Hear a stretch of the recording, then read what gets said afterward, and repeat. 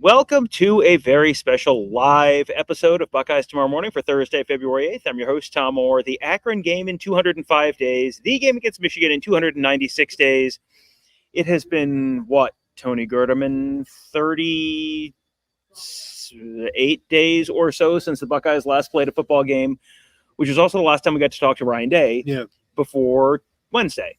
And boy, howdy, has some stuff changed since the last time we talked to Ryan Day. We got to talk to Ryan Day for over an hour on Wednesday, which was an absolute delight because I think we both went in there with about 40 things we wanted to ask about, and probably about 35 of those got asked about. So I'm going to let you choose the first thing we talk about because it will be literally anything you want to talk about Ohio State football. Well, I think the first thing is Bill O'Brien. Said no updates there just yet. Obviously, he's hoping that Bill O'Brien will stay.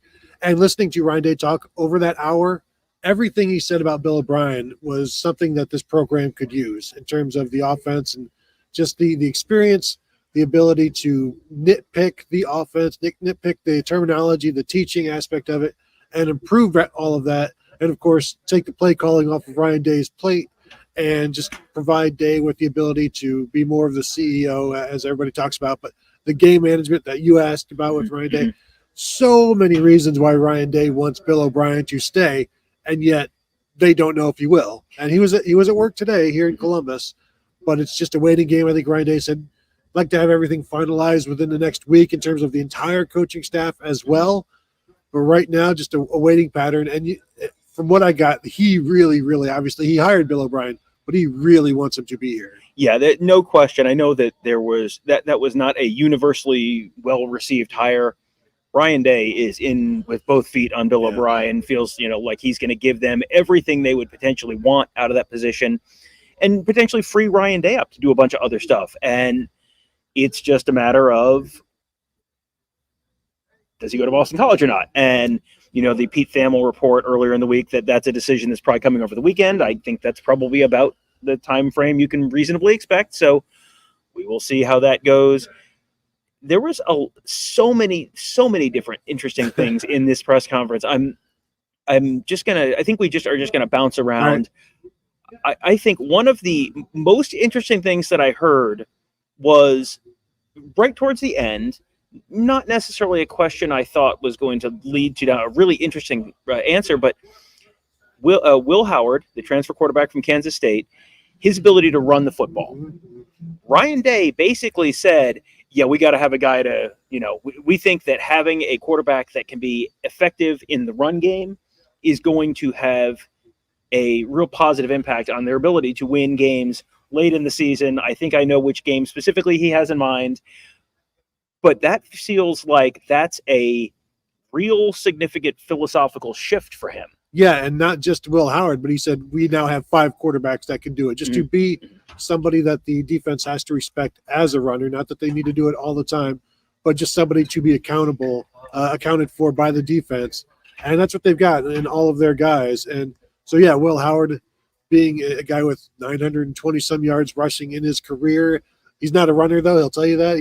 He will run and is more than willing to do so.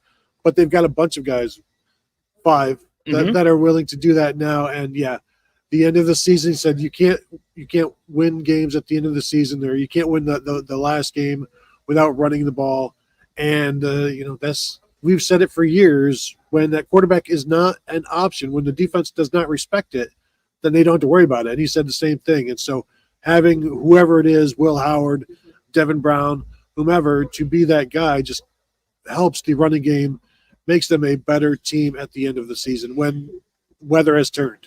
And who is that quarterback going to be? Well, Will Howard came in expecting to be the starter. I think that's what you would sort of assume if you're coming in for your last season.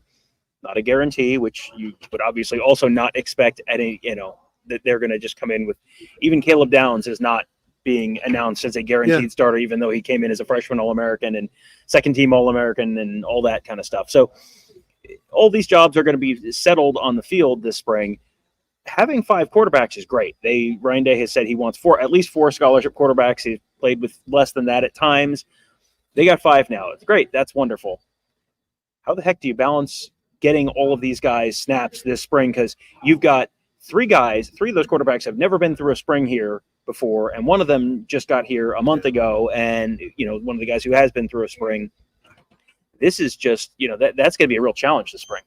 Yeah, and he said they're going to do everything they can to get as many reps as possible. We saw them in the summer, in the fall camp, go to 2 fields at the same time. I wonder if they'll be able to do that in the spring. That also requires to have enough bodies for linemen and defense and receivers to have. You need 2 teams worth of healthy bodies, and they don't always have that in the spring. And so we'll see what they're able to do. But they're going to move fast, and then he said eventually things will just start to work themselves out. The cream will rise to the top, and maybe there'll be fewer reps for this guy, more reps for this guy, more reps for these 3 guys or 4 guys. But you have 5 now. Who knows how many they have in May? And that's why it's important to have 5 now. And he said they didn't go into this expecting to bring in Julian Sand. That was not part of their recruiting. Once they got Aaron Noland and they were done. They offered Julian Sand before Noland, but Nolan was committed to Alabama. And then when this happens, you're like, well, let's go for it. And now you've got 5 guys, and it'll work itself out. It's crazy how some of this stuff has sort of shaken out over the last month. Bringing in Bill O'Brien, sure, yeah, that was I think a big part of the plan. Bringing in a veteran guy like that, you did it perfect, just what you'd sort of expect. The sort of fallout from that being, well, Bill O'Brien was maybe part of the recruiting a little bit with Julian Sand at Alabama. Okay, so that maybe helps with that a little bit. And then you also have a Julian Sand then goes into portal, because when they brought in Bill O'Brien, I don't think Nick Saban had retired yet, correct? Correct. Yeah, so it was not like this was some diabolical plan to bring in Bill O'Brien to poach all of these Alabama recruits. The things have just sort of fallen into place in the way that they have. They were not expecting to bring in Julian Sand, I think, but when you have an opportunity to bring someone like him in, he's one of 2 5-star quarterbacks in the 2024 recruiting class. You don't want to take off the other quarterback in the 2024 recruiting class, but Ryan Day said you kind of have these conversations, and you don't come to Ohio State without wanting to compete. That is a part of being here, and you want to be the best. You got to beat the best. Well, and per Ric Flair, woo, yes, but the idea that you can come to Ohio State and it's going to be an easy road, like there's nobody in front of me, I'm just going to run this thing, like that's not the reality. So you're coming in knowing that there's going to be talent around you and ahead of you, behind you, and so you go in knowing that. You also go in knowing that they're going to bring somebody else behind you as well, and none of these guys are guaranteed anything. The spring is going to be Ryan Day is clearly looking forward to what is going to go on this spring as they figure this whole thing out. But throughout this whole thing, it's just been interesting to talk about the cultural fits. Like, these aren't mercenaries. These are guys that they had backgrounds with, and the transparency that Day talked about. When you're going to the portal, you talk to the players who are already at that position. You talk to the coaches. When they're bringing in Julian Sand, they talk to Aaron Nolan. They talk to the quarterbacks, and said it doesn't always go well when you talk with players about, hey, we're going to bring this guy in. We're thinking about bringing this guy in, but generally they're on board. Same thing with Quinshon Judkins. I thought it was interesting where Ryan Day said as soon as Judkins was in the portal, they basically went to Travion and said, hey, what do you think? Yeah. Well, and I think that's a little bit of a testament to Travion Henderson coming back, being a 4th-year guy, being an established veteran on this team. There is not an established veteran in the quarterback room right now, an established veteran starter for Ohio State. So it's a little bit of a different conversation. I did take note of that they went to Travion and said, what do you think? Yeah. And Travion basically said, yeah, fine, do it. Great. I think everyone has sort of seen over the last years, months, whatever, that there is only there's only so much battering that your body can take as a running back. That is, the amount of hits you're going to take is only going to increase now moving forward as you get into college football playoff and potentially 16 games this year, theoretically I guess possibly 17 games, but that's a lot. And having someone else who's a veteran to sort of share that load, it's interesting that he framed the Will Howard decision as, well, Kyle went in the portal. Kyle McCord went in the portal, so then they had to go find another quarterback. Chip Trainum went in the portal, so then they had to find another quarterback. So this was not necessarily just, we're going to just go, give me 2 of these and 3 of these. And it was sort of strategic. It lines up with, you had holes to fill, very specific holes to fill. And, I think Travion Henderson recognizes he's not going to be able to carry the ball 350 times next year. So this is a way to sort of take a load off of him a little bit. I think a good question next time for Ryan Day is, were you going to go to the portal for a quarterback even with Kyle McCord returning? Because I think that would be some insight. Yeah, well, what is the answer you're going to get there? I think the answer you're going to get there is, well, we always look at everything, and that's you kind of get the answer, the non-answer answer. But you could tell me no. You could, and if you don't tell me no, then it's yes. Yeah, and I do think they look at everything, because you never know. You never know who could go in the portal. You never know. Hey, someone gets hurt. You never know. So yeah, I think that the quarterback play in 2023 was not where they needed it to be to get to where they want to get. And where they want to get, it's very clear. It is. Yeah. The goal is a national championship. It's the same 3 goals as always: beat Michigan, win the Big Ten, win the national championship. The goal this year is a national championship. Ryan Day was asked point blank, is this a championship caliber team? And he said, he thinks so. Yeah. Clearly, it's a very loaded roster. He said all of this momentum started with the juniors coming back and the seniors, Lathan Ransom, Cody Simon returning. So that kind of got everything going. Real quick, back to the running backs. When they talked to Quinshon Judkins, said, hey, Travion's coming back. He's like, cool, awesome. That's great. I love that. There's definitely a way for both of those guys to get 200 carries this year. Like there's plenty of room for both of them. But yeah, getting the underclassmen coming back, just as Ryan Day kept saying, showed the guys out in the portal that, hey, this is pretty clear, nice place to be. Guys want to come back. They want to continue to experience this. They could go to the NFL. They're choosing not to.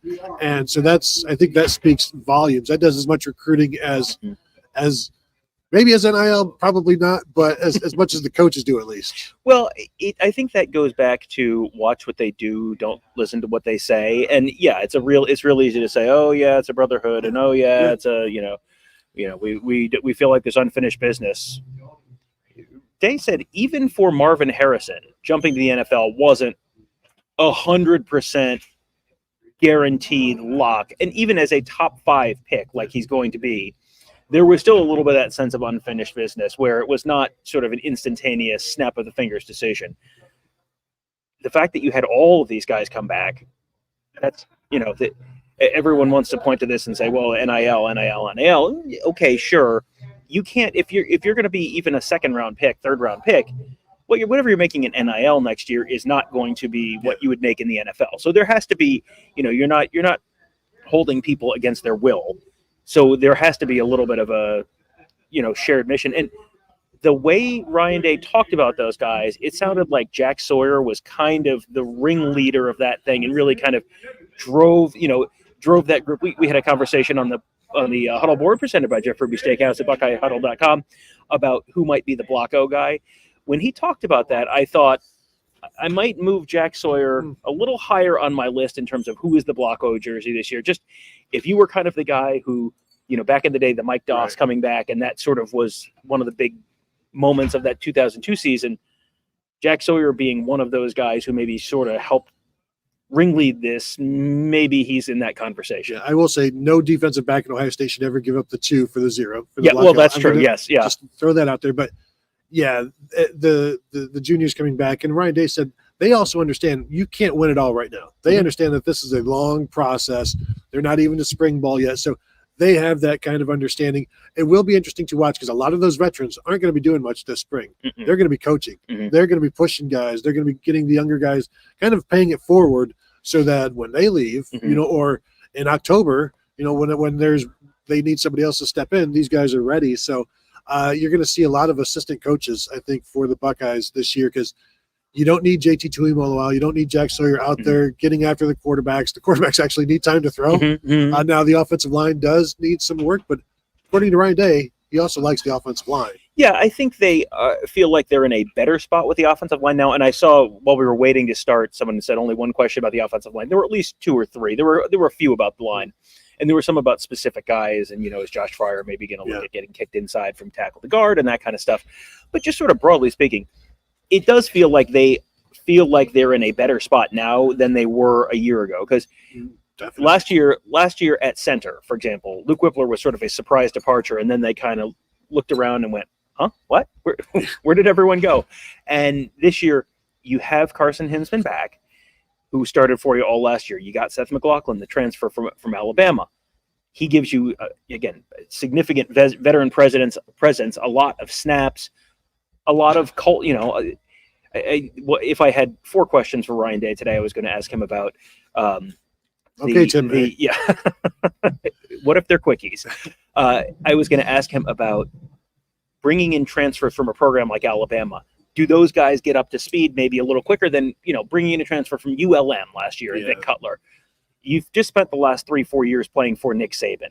I would bet that's a pretty good, college prep for what you're facing at Ohio State. Well, he kind of talked about that a little bit with Seth McLaughlin and Caleb Downs, talking about how they can let Ohio State guys know how it was at Alabama, and they can let the Alabama guys know how it is at Ohio State. So you get different perspectives, and I think that's interesting where you got to find the right guys, but they can give you different perspectives. Bill O'Brien coming in, giving them a different perspective on so much in terms of the offensive line talent, a new set of eyes there to what he sees, and what O'Brien said today is that they're talented and on the offensive line.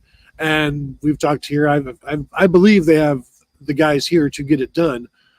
They'll know after spring, and they'll make a move after spring if they feel like they need to.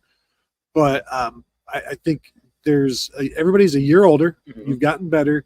There's going to be more pushing because you've got guys now entering 3rd and 4th years who want to play, and if they don't get it done now, they like Tager Shabola right now, and this is going to be his 3rd year. 3rd year. So at this point, he should be pushing for a job somewhere on that offensive line. But there's really only one job open. Mm-hmm. So and that's assuming Seth McLaughlin is the center, mm-hmm.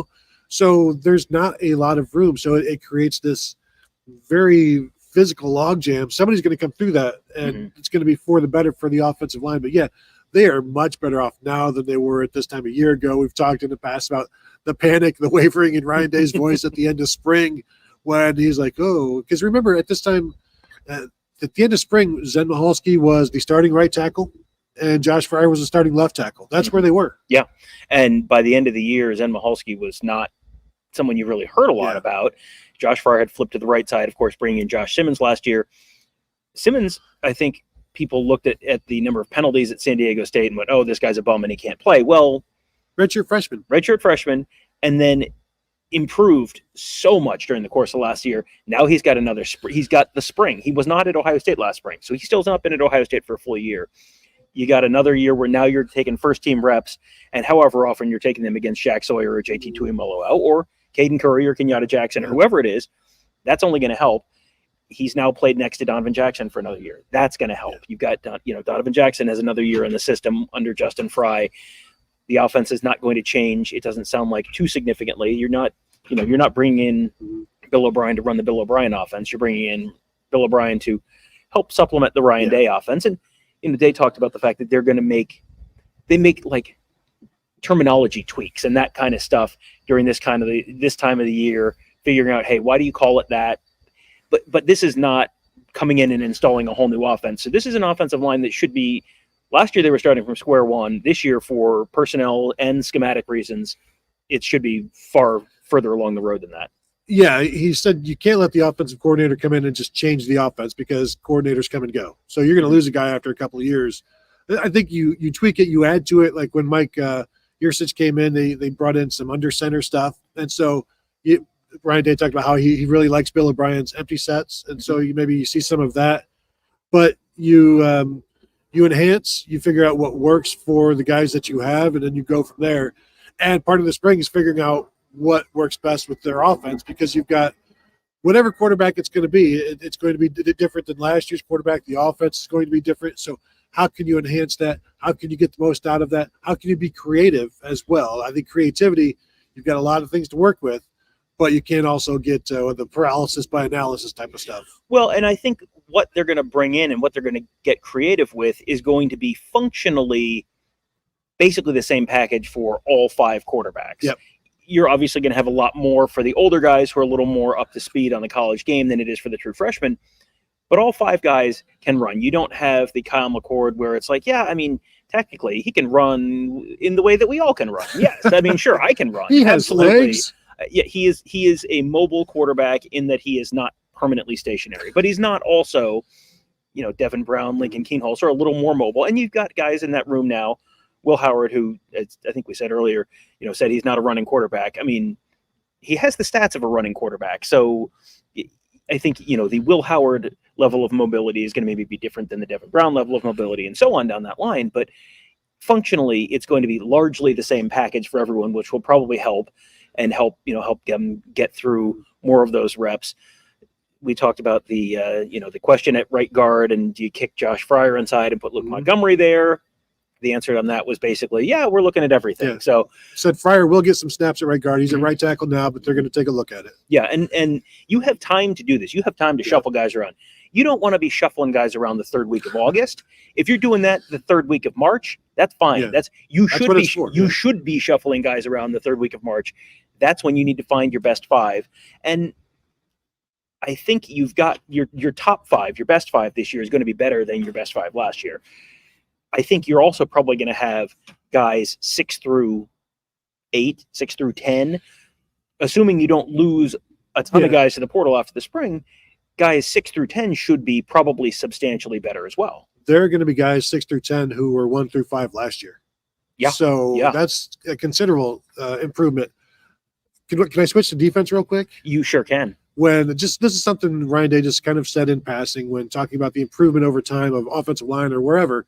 Said, you look back at Jim Knowles' first year here, the defense was really good. They got better second year. It's going to be better this year. Like there was like a matter of fact, like just wait for this defense this year. And you mentioned Caleb Downs saying, somebody asked, I think Clay Hall said the last question, is Caleb Downs a day 1 starter? And he's like, he's going to be awfully hard to beat out. Yeah. So just recognize that, but there is a path forward for somebody to beat him out. Good luck. Yeah, right. And it's one of those, no job is guaranteed. It would be a significant upset, shall we say, for Caleb Downs to not be the starter at the adjuster position for Ohio State.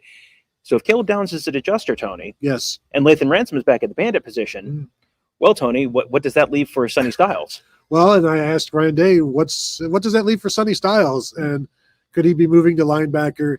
And I'll have to go back and look at all of the exact wording, but it was we're looking at everything, but also that is in play.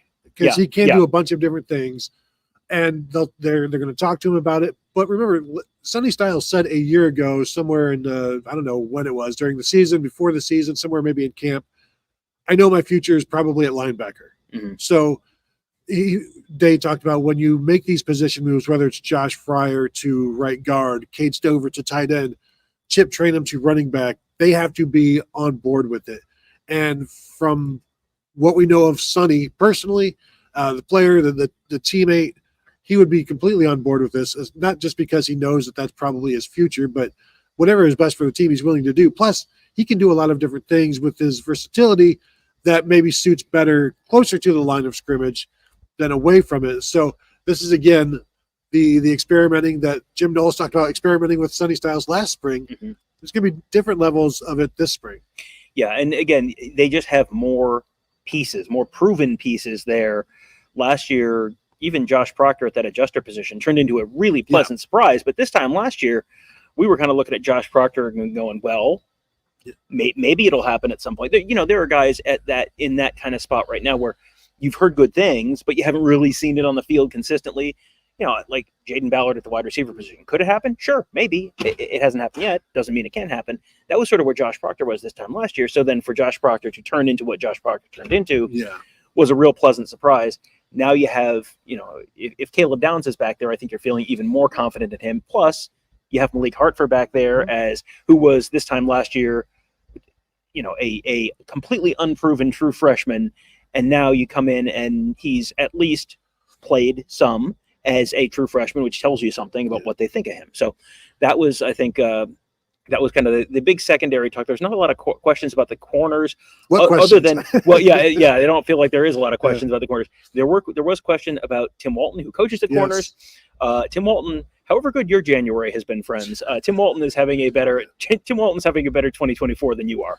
Yeah, and they talked about, somebody asked about Tim Walton. He just goes on how well he teaches, how much players like him, and the communication that he has with them. And then he's like, and he also can recruit.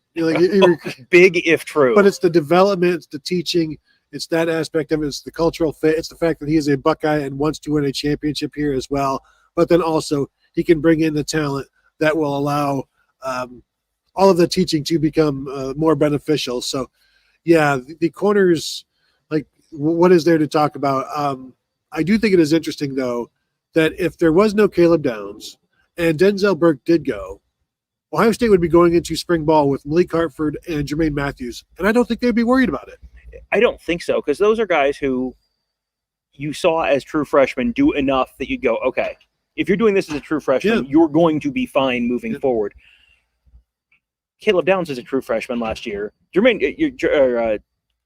Malik Hartford is a true freshman. Being out there as a safety in the Michigan game, even just for a little bit, tells you, okay, they think this kid is way further along than a typical true freshman. Caleb Downs started 12 games for Alabama and was a freshman All-American second team. I mean, that's another step or two beyond that. Both of those guys have really bright futures at Ohio State. And, you know, if it was Malik Hartford and Jermaine Matthews, again, we talked earlier about the learning curve where the first year, okay, it goes up a little bit, and then you start going, you know, the second year is where you typically really see the big jump. So expecting probably some of that. It would be nice to see Caleb Downs get a little bit better.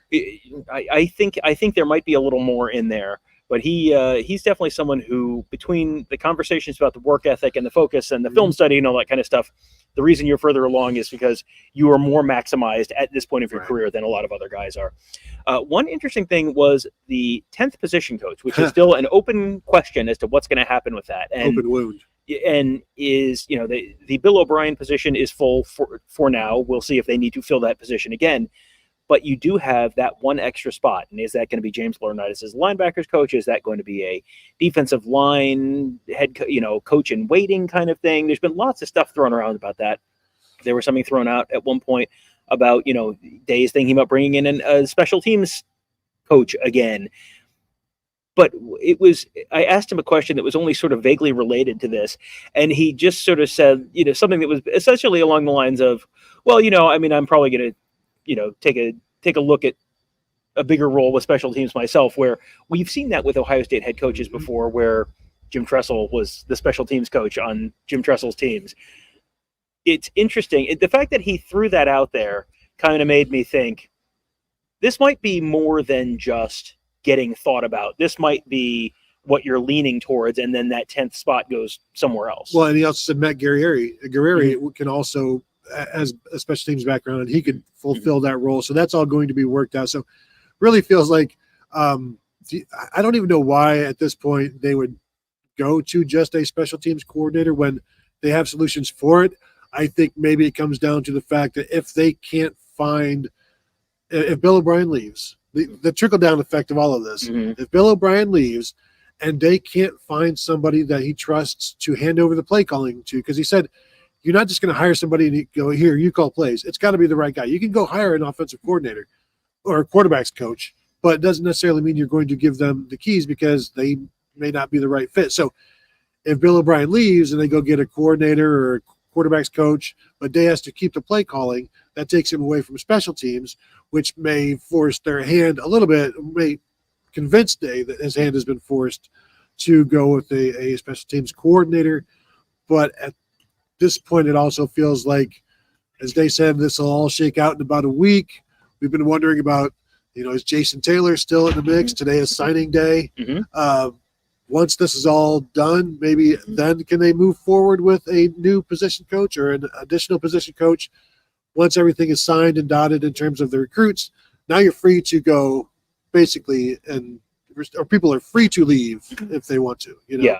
Yeah. So that's, and it sounded like that was probably going to get resolved soon-ish.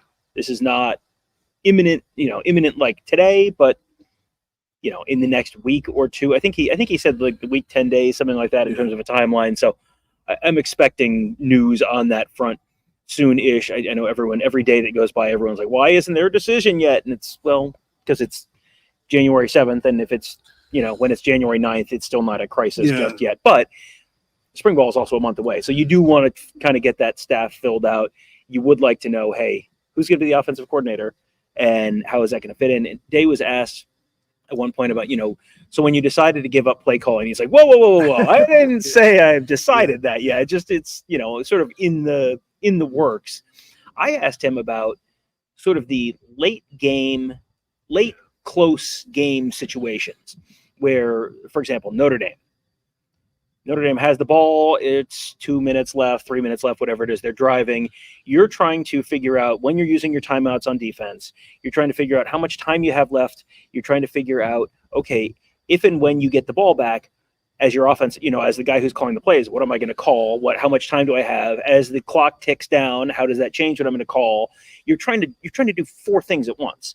And that's just impossible. Yeah. You can be as great a multitasker as you want to be. There's plenty of studies that go, you can think you're great at doing this. It's almost impossible to do 4 things well at the same time.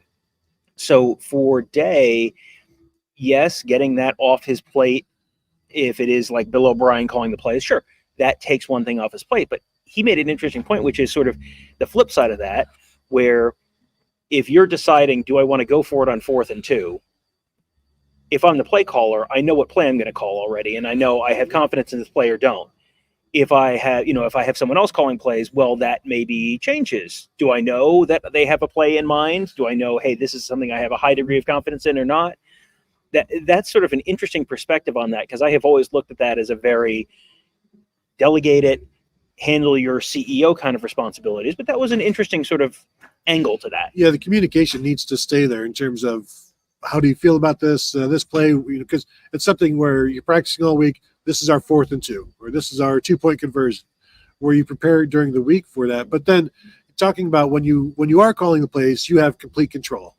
When you aren't calling the plays, you lose that control, but you get a better perspective of the situation as a whole. And they said there's give and take there's pluses and minuses to both. But he did realize, he said, during the season last year, it's best for everyone if he's no longer calling plays, which is tough for him because that's like his favorite thing to do. That's the football aspect of it. And I remember going Big Ten Media Days in 2019. I asked several Big Ten head coaches, what did you miss most about being an assistant? And they said coaching, just the football aspect of it. And this is Ryan Day, like just grasping on to still being a football coach rather than a head football coach. But he did say, I got hired for this job because of offense, because of what the success we had on offense. That is no longer my job. I am the head coach. So it's been interesting to watch this growth aspect of it. And I know after the Cotton Bowl, we both said, like, we need to ask him about the conversation that we had with Eli Drinkwitz at the same table. Eli talked about Missouri head coach talking about how blessed he was once he gave up play calling, and they, said, yeah, it was already decided before that. Like that was fine. But he had come to the conclusion that it would be best if he could give up play calling, which he has ish, and is willing to do so with Bill O'Brien. Doesn't mean he's willing to do so with the next guy, but he wants to bring somebody in so that he can give up the play calling. And he was asked about what he was looking for in terms of what was he looking for in terms of filling that spot when he hired O'Brien, is he going to be looking for similar stuff if he has to replace O'Brien? And it sounds like, yeah, there was specific stuff. Yes, that's going to be, you're still trying to fill the same role, even if it's a guy with a, different name and a little bit of a different history. The only other thing that I had in my mind that I wanted to touch on was Jeremiah Smith, because the last time we were in that room, in the team room, talking to Ryan Day was on early signing day on December 20th. And Ryan Day found out in real time, as during the press conference, Jeremiah Smith held his announcement, and I'm sure you probably remember, his knees kind of like buckling, like a big theatrical kind of knee buckle and a big sigh of relief, just sort of collapsed at the podium for a second, and asked him about, hey, you didn't get the actual letter of intent in until the next morning, so it's kind of, he said it's just sort of the new world of recruiting, and it's a little bit different now than it used to be, but that Jeremiah Smith. All the stuff you heard about Marvin Harrison in terms of focus and work ethic and discipline and all the stuff that isn't like, yeah, he's really big and can catch the football really well. All the sort of off-field stuff, soft factor stuff. you're hearing all the same stuff about Jeremiah Smith, which, I don't think this is like exclusive being must credit, but I think the optimism about Jeremiah Smith's future in this building is pretty significant. Yeah, I was glad you asked about that. They did say he's jumped right in, said he has so much discipline, but also a ton of skill, obviously. Great approach so far. Did say signing day was crazy, waiting for that, but he's no kidding. The quote was, but you're talking about the number one player in the country. Mm-hmm. So you kind of knew that going in, and I'm sure Brian Hartline was confident the entire time that they were going to get him. And maybe he even said so. Yeah, he said so at the Cotton Bowl. Hartline was like, "Yeah, I knew all along." Mm-hmm. They didn't. They didn't seem to agree from watching it on signing day. But yeah, clearly very, very happy to have him, and they need him based on the losses that they've had. So it's another fun room to watch in spring. There's just a ton to talk about as spring ball approaches and watching spring. I wonder if we get more access this spring because of the attention, and it doesn't hurt the program. It definitely doesn't hurt the program, and I think, we have sort of it's been indicated to us that we're going to get coaches at some point, and we're going to get the young guys at some point, and then spring ball is only a month away. So, boy, there is a lot of excitement around this program right now, and I'm sure they want to sell out the stadium for the spring game, because that's a recruiting event. Yeah. You want to bring in you have 100,000 people in your stadium for the spring game. There's going to be a bunch of recruits there. That's a big thing. You want to sell your tickets this year. Selling tickets is not as easy as it used to be for any in-person sporting event, especially if you're trying to sell 100,000 and sometimes you're playing Akron and sometimes you're playing Western Michigan and whoever else. So yeah, I'm expecting to have a decent amount of access this spring, which would be great because there's a lot to talk about. Was there anything else that while you think about that, I just want to address a couple things on there. We had to make in the comments, we had to make a very last second shift of our podcasting location due to some technical issues inside. So we are not on a big fancy Kevin Noon camera. We're just on my laptop, and I had already logged in and had not bothered to change my name because it was just supposed to be, hey, I can read the comments here. So apologize for that. Apologize for the avant-garde camera angle today. We'll probably be back to a more traditional look. Should have gone black and white. I thought about it. If I knew where that button was, I would have done that. But yeah, we're a little we're kind of Tony. It's spring. It's time to just try new things. We're gonna shift around. Something you try in the first week of February. That's not necessarily going to be. This is going to be our style all year. Good. We're just going to try. We're just trying to find the best 5 places to podcast. Glad to hear. How about the very last question of the press conference today? Clay Hall asked Ryan Day about his son RJ getting a scholarship offer from Marshall. Said, RJ loves football, lives and breathes football. And then and I don't even know who asked who's the better quarterback at this stage in their lives, RJ or Day. And as Day is walking out, he said, "Me." Which that's 10 of 10 dadding, no notes. That's tremendous. It was there was, if you watch the press conference, you can find the press conference on our YouTube channel, youtube.com/Buckeye Huddle. This very one, unless you're listening on a podcast, in which case it's a slightly different one. Either way, you watch it's just a half a second there at the beginning where he just kind of catches himself. You can tell how proud he is of his kid. Because, I think there's probably people who are going, Marshall, that's not even a Power 5 school. No. Like the percentage of high school athletes who play college at any level, it's either 7 or 9%. I've seen the statistics. And that includes D3, NAIA, JUCO. It is a minuscule portion of the high school athletes who play at the college level. So to play at the D1 FBS level, potentially have an offer like that after his freshman year, they said, we're thinking there may be more to come, but he is. I think Ryan Day, the coach, likes RJ Day, the player, in terms of work ethic. As he said, he just does it. All he thinks about is football. All he wants to do is football. Obsessed with it. That's the kind of stuff that Jeremiah Smith or Marvin Harrison. Now, no offense to RJ Day, he does not have Marvin Harrison Jr.'s genes. So he may not turn into a top 5 NFL pick, or he may. But having that work ethic, that makes you an attractive prospect, and you know he's going to be coached up. You know he's going to understand the offense. You're not going to have to explain stuff to him 7 times. Do you think Day will be happy or upset when the New Hampshire offer comes and he's like, crap, now he's at least as good as me? At least as good. Well, some might say that a Marshall offer is better than a New Hampshire offer. I have not studied Marshall or New Hampshire's quarterback room particularly closely, but the siren says it's noon. The siren says it's quitting time. So I think we are done for the morning. I do appreciate you guys all joining us on this sort of impromptu live reaction show.